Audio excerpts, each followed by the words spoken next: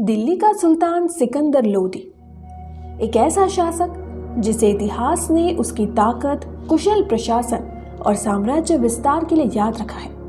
लेकिन क्या आप जानते हैं कि सिकंदर लोदी अपने गुस्से और विवादास्पद फैसलों के लिए भी उतना ही कुख्यात था?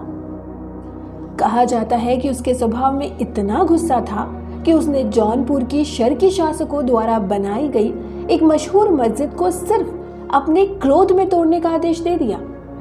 इतना ही नहीं, एक ब्राह्मण को सिर्फ इसीलिए सूली पर लटका दिया गया क्योंकि उसने हिंदू और मुस्लिम को बराबर बताया। सिकंदर लोदी का जीवन कई दिलचस्प और विवादित कहानियों से भरा हुआ है। इन कहानियों में न केवल उसकी कठोर नीतियां झलकती हैं, बल्कि उस दौर की राजनीति और धार्मिक असहिष्णुता की भी झलक मिलती है। क्या उसके ये फैसले उसकी ताकत को दर्शाते हैं या फिर उसकी कमजोरियों को? आज के इस वीडियो में जानेंगे सिकंदर लोदी के ऐसे अनसुने और हैरान कर देने वाले किस्से जो आपको इतिहास के इस अध्याय को नई नजर से देखने पर मजबूर कर देंगे। इसलिए अंत तक हमारे साथ बने रहें।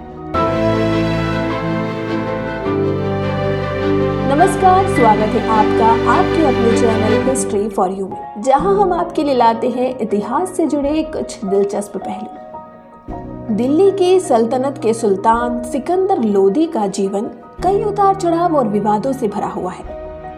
दिलचस्प बात यह है कि उसकी मां सुनार जाति की एक हिंदू महिला थी, लेकिन बावजूद इसके वो धार्मिक मामलों में काफी सख्त और कठोर रवैया अपनाता था। 17 जुलाई 1489 को निजाम खान ने सुल्तान सिकंदर शाह की उपाधि के साथ अपने पिता बदलौल लोदी का उत्तराधिकार संभाला, लेकिन सिंहासन तक पहुंचने का ये सफर आसान नहीं था। सत्ता संभालते ही उसे अपने विरोधियों जैसे चाचा आलम खां, ईसा खां और भतीजे आजम हुमायूं को हराना पड़ा। इसके अलावा उसने अपने बड़े भाई बारबक शाह के खिलाफ जौनपुर पर कब्जा जमाने के लिए अभियान चलाया। सिकंदर लोदी ने अपने शासनकाल में दिल्ली सल्तनत का विस्तार किया। 1494 में बनारस के पास उसने हुसैन शाह शर्की को हराकर बिहार को सल्तनत का हिस्सा बना लिया। इसके साथ ही उसने धौलपुर, नरवर और नागौर जैसे कई राजपूत राज्यों को अपने अधीन कर लिया। हालांकि ग्वालियर पर कब्जा करने में वो सफल नहीं हो सका। सिकंदर लोदी न केवल एक महत्वाकांक्षी शासक था, बल्कि उसका स्वभाव काफी सख्त और कट्टर था। उसने जौनपुर के शर्की शासकों द्वारा बनाई गई मस्जिद को तोड़ने का आदेश दिया। धार्मिक मामलों में उसकी कठोरता के कारण कई विवाद भी हुए। सिकंदर लोदी ने अपने जीवन में कई जीत हासिल की और दिल्ली सल्तनत को मजबूत बनाया, लेकिन उसकी कठोर सोच और कड़े फैसले उसे एक विवादित शासक बनाते हैं। 21 नवंबर 1517 को गले की बीमारी के कारण उसकी मृत्यु हुई। सिकंदर लोदी को अक्सर उसकी सख्ती और कड़े फैसलों के लिए याद किया जाता है, लेकिन इतिहासकार उसके जीवन के एक और पहलू की ओर ध्यान खींचते हैं। ये पहलू है उसका ज्ञान और पढ़ाई लिखाई के प्रति लगाव। सिकंदर लोदी न केवल पढ़ा लिखा शासक था, बल्कि उसने सीखने और सिखाने को बहुत बढ़ावा दिया। सिकंदर लोदी के दरबार में सिर्फ भारत से नहीं, बल्कि अरब और दूसरे देशों से भी कई ज्ञानी लोग आते थे।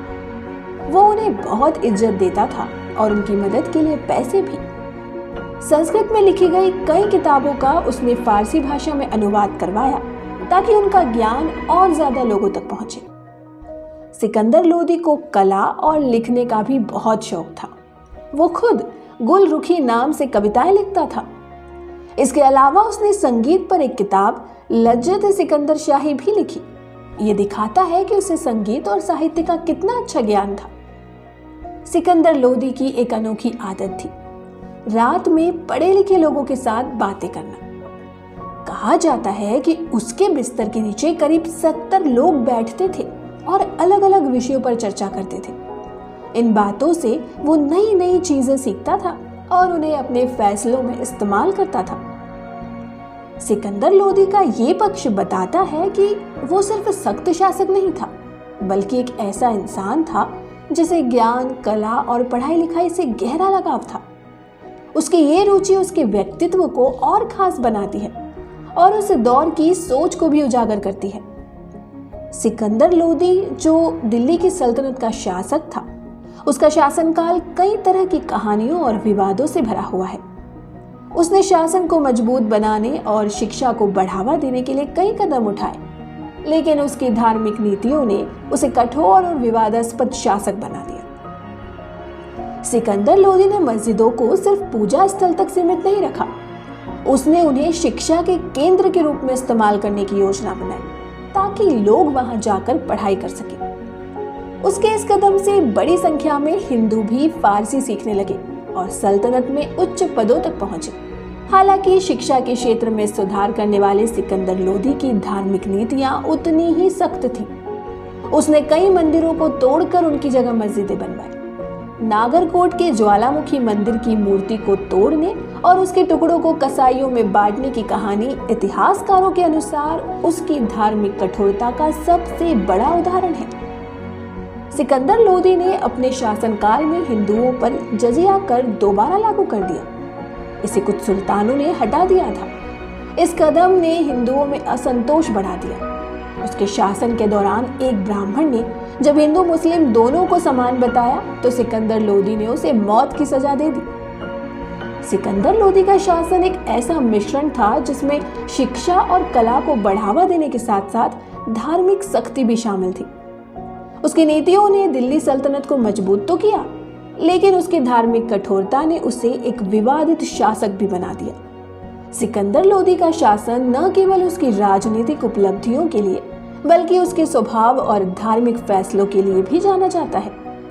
इतिहास में उसे एक सख्त, गुस्सैल और कठोर शासक के रूप में देखा गया है, जिसने अपनी नीतियों और फैसलों से सल्तनत में कई बार विवाद खड़े किए। सिकंदर लोदी का स्वभाव गुस्से से भरा हुआ था।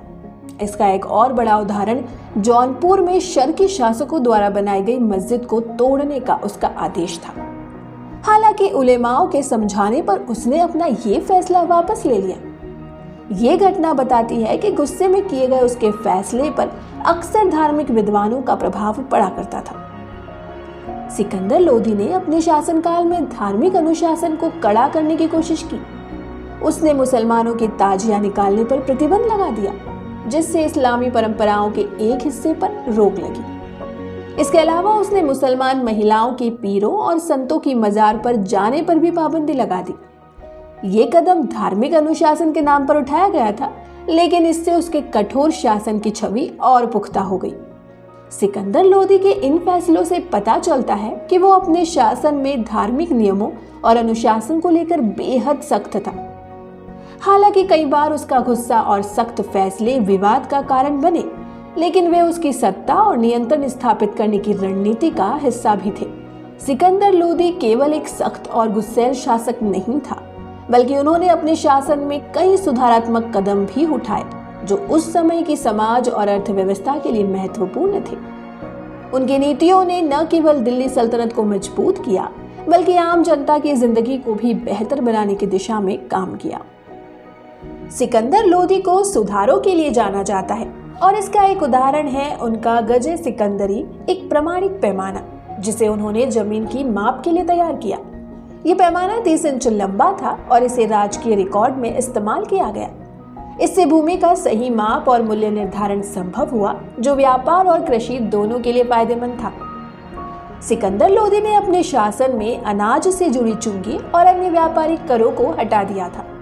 इससे न केवल अनाज बल्कि कपड़ा और अन्य जरूरी चीजें भी सस्ती हो गई। इसके परिणाम स्वरूप व्यापार में वृद्धि हुई और आम आदमी को महंगाई से राहत मिली। सिकंदर लोदी ने जकात यानी कि एक तरह का धार्मिक कर उसे भी समाप्त कर दिया, जो पहले मुसलमानों पर अनाज या संपत्ति के एक हिस्से के रूप में लगाया जाता था।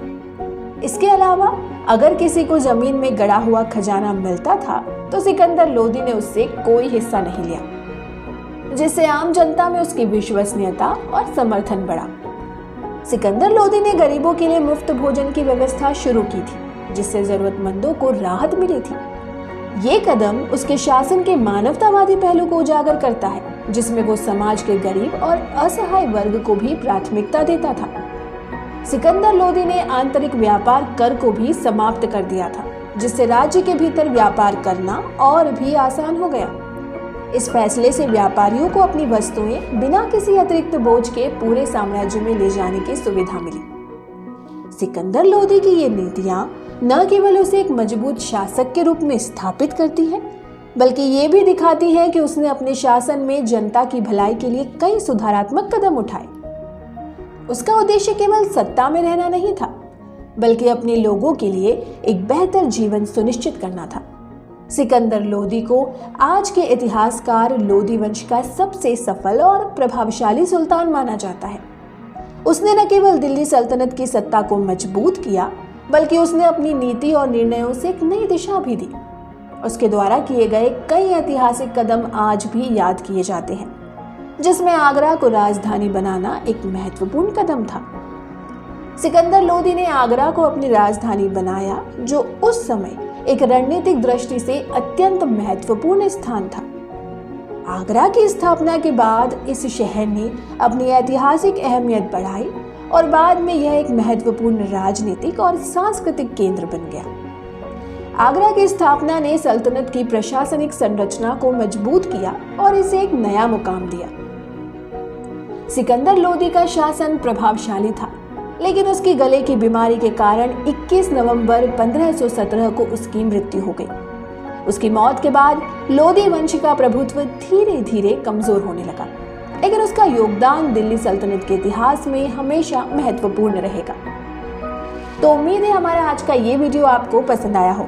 वीडियो पसंद आए तो इसे लाइक और शेयर करें और हमारे चैनल हिस्ट्री फॉर यू को सब्सक्राइब करना ना भूलें। मिलते हैं आपसे एक और नई रोचक वीडियो के साथ, तब तक के लिए धन्यवाद।